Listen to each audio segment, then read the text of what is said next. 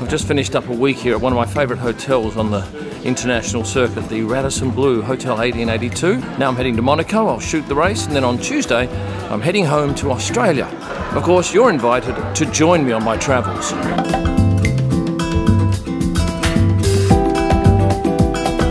I have to fill this car up with fuel, and today in Barcelona we're paying just over €2 a litre, and I needed 22 of them. This is Terminal 2 at Barcelona Airport, and it's obviously the older terminal. As we walked in, we had one of the 6 rent-a-car staff standing at the front smoking right at the very entrance, so that everybody got a whiff of his cigarette smoke. I'm allowed 26 kilos of suitcase, weighed in at 28, nothing said. Had to present my COVID certificate and a passport, and I got a boarding pass, so I'm ready to go. It surprised me, this airport. It's quite nice.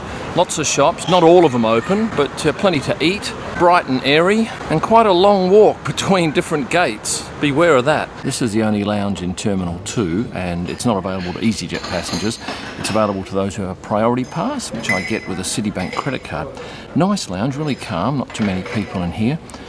Nice food, not a lot of it, but some nice ham and cheese. It's taken me 7 minutes to walk here. I got 5 minutes to eat this. I've done 3 minutes videoing for you, and it's a 7-minute walk back. I should warn you, the lounge is quite well hidden. That's it there, and if you're looking for it, it's between Enrique Thomas here and the, whatever that is. Masks are required for the flight now, but the staff at the check-in don't have to wear them. This is Easyjet 1698 from Barcelona to Nice, and it looks like it's chock-a-block full. I've got 1A. I wouldn't imagine there's much in the way of food or drink.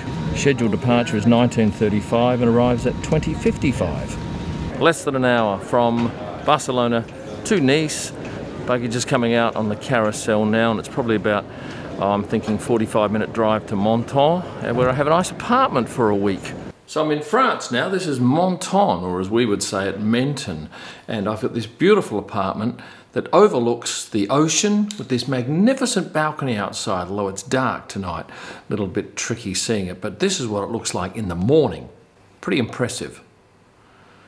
This has been a lovely stay in Menton, in this beautiful apartment with this lovely outdoor area, but I'm quite happy now to be heading back to Perth with Swiss Air via Zurich and Singapore, and the last leg with Singapore Airlines. Let's go on another epic travel journey.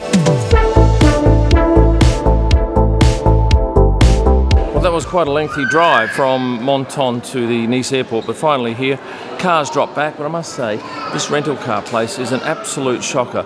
It looks nice, but there's always huge queues, and people like Sixt over here can barely get through 6 people an hour. I don't know how they run a business like that. I've dropped my car back. I've now gone to Terminal 2 thinking I'm flying out of there, but I'm actually out of Terminal 1.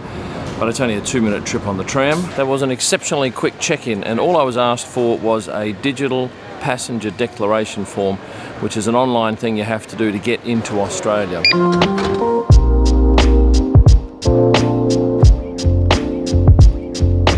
This is the Tuesday after the Grand Prix, and it's very quiet. I dare say yesterday in here would have been very, very busy. If you're thinking about buying alcohol at the duty free, I just priced up an amaretto bottle, a litre, just over €20. I bought a 700ml bottle the other day for €12 in a supermarket. So if you're buying alcohol here, you're not getting it for the value, you're getting it for the convenience. But is there a lounge? I'm about to find out.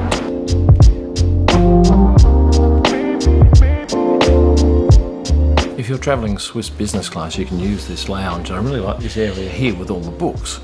You can kill a fair amount of time, I'd suggest, here.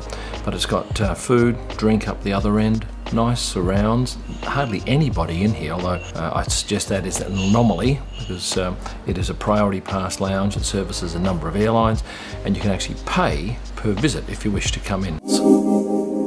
Bonsoir. So we're on board an Airbus A220. There's 20 seats in business, but they only sell 12, and there's 125 in economy, and the flight's about an hour and a half to Zurich. Despite the fact that it was only an hour flight, we still got a good quality meal. And what stood out when landing into Zurich was just how green the surrounding countryside was. That was a very quick and easy flight with a meal. Got about an hour on the ground here to kill, and it's a beautiful airport.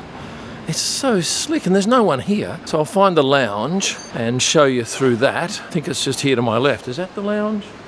That wasn't the right lounge. I have to go over to the other terminal, but I just caught up here with Lando Norris, who's in the Toomey store. So, chat to you later, mate. There is nobody here. Lovely watch shop over here.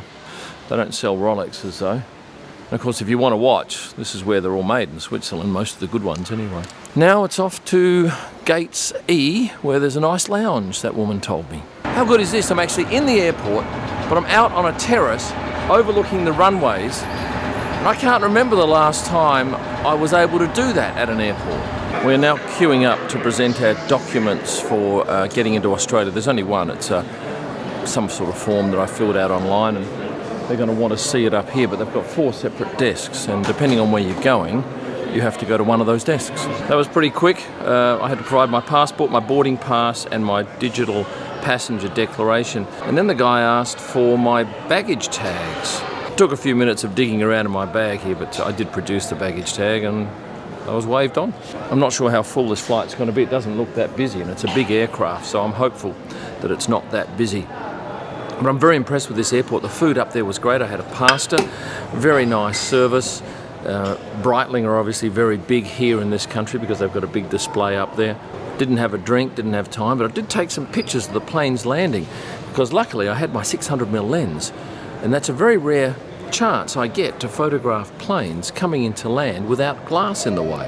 4 is in front, 4 is in front. Hello.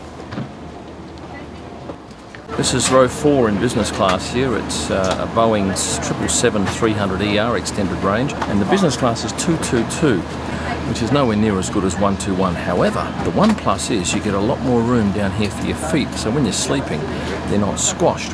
And we have a glass of champagne prior to takeoff. It's Duval, which I've not heard of before. It's perfectly fine. In front, there are 8 first class seats, which look beautiful. They remind me a bit of Qatar's first class seats, and that's in a 121 configuration. We have 11 plus hours in front of us to Singapore, and then there's a couple of hours on the ground, and then there's a 5-hour flight to Perth. So all in all, it's just shy, I think, of 24 hours. But that was a great layover in that airport. It's really impressive, very quiet. So I've got seat 4J. The better seat is behind me because there's 2 here, but there's 1 behind, and it's right in the middle, so you get plenty of storage room either side, and you're on their own. It's almost like a throne. So if you're flying this aircraft and you're in business class, don't get the even rows, get the odd rows, and get a window seat on either side, because the middle seats are both doubles. We've just been given our little amenities kit here, and it's okay, but it's probably on the weaker end of amenities kits, and really all there is a toothbrush and some toothpaste, some socks, eye mask, some little ad for Victorinox. So what do we have for dinner? There's a salmon starter, there's a chicken main course, there's a bit of cheese and some chocolatey thing, a piece of bread, some oil and a little salt and pepper thingo. Let's see what this is like. So that was a very good meal, followed by 6 hours of sleep and a fine breakfast. Well, that was one of the best flights I've taken for a while. The 222 didn't matter with the seats, the food was great. Did a little bit of work. Now I've got a couple of hours on the ground here in Singapore. This is the Silvercrest Lounge. It's in Terminal 3. It's big, numerous sections to it, plenty to eat, good food and a variety, great drink selection, including French champagne, which reminds me of Dubai's airport lounges. I was at this lounge 6 weeks ago on the way through to Europe, and it was incredibly busy. Couldn't even get in, standing room only, so thankfully today I've arrived at a better time. I've arrived in at Terminal 3, I'm flying out of Terminal 3 on my final flight, and while I think of it, a lot of people come up to me at the track and say, "Hi Kai," or "Hi Kyle." My name is Kim. K-Y-M, Kim. It's not the usual spelling of Kim. Surname's Illman, and I've just realised that I perhaps don't say my name very often on these videos. So now, if you're watching for the first time and you thought I was anything but Kim Illman, so hopefully now you are fully aware. Thank you. You board now? Hi, good evening. Hello, Welcome sir. aboard. Welcome, sir. 28. Can I share to a seat? You may. 20 Alpha. This way, please. Thank you. Cheers. Great to be back on board Singapore Airlines. It's a 5-hour flight. Lovely suite.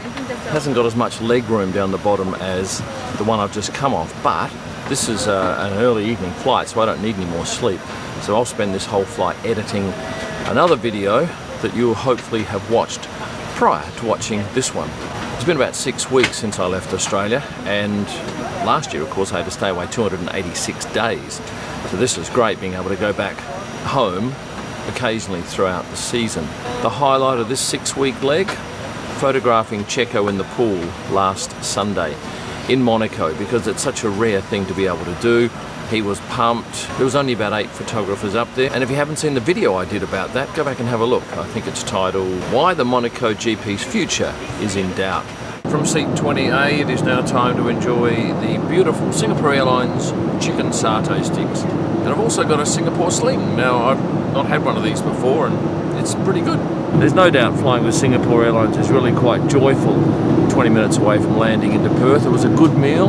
On that flight I had a crab salad, or 2 serves of the satays, a beef curry, chocolate ice cream and a cake. It's always nice coming home to Perth. Did some miles while I was away. I went to Europe first, then to the US, and then back to Europe. I got 5 nights at home, and then it's back to Baku for round number 8. I've actually been to a beach that has kangaroos on it, probably that same one. That's down at Lucky Bay in Esperance. Straight through and out into a cool Perth night where it's 8 degrees. And there's this pall of smoke from some bushfires. But 30 minutes time, maybe 20, I'll be home and I can get into bed and then go to Lancelin tomorrow and see my good wife. And from Lancelin Beach, I want to thank you for joining me on this journey and invite you to head to prostarpics.com for all of my digital images. If you've liked the video, please like it, subscribe, notify, join as a member. There's plenty of options for you. You'll find my wall art, F1 photo books, signed Pierre Gasly prints. There are still a handful left at kimillman.com. And for my best images live from the track and all during the week, head to Instagram and search @KimIllman. Thanks for watching and stay passionate.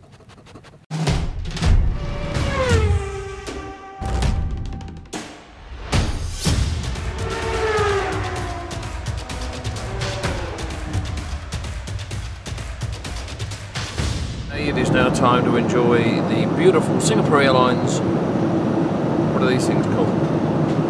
What are they called?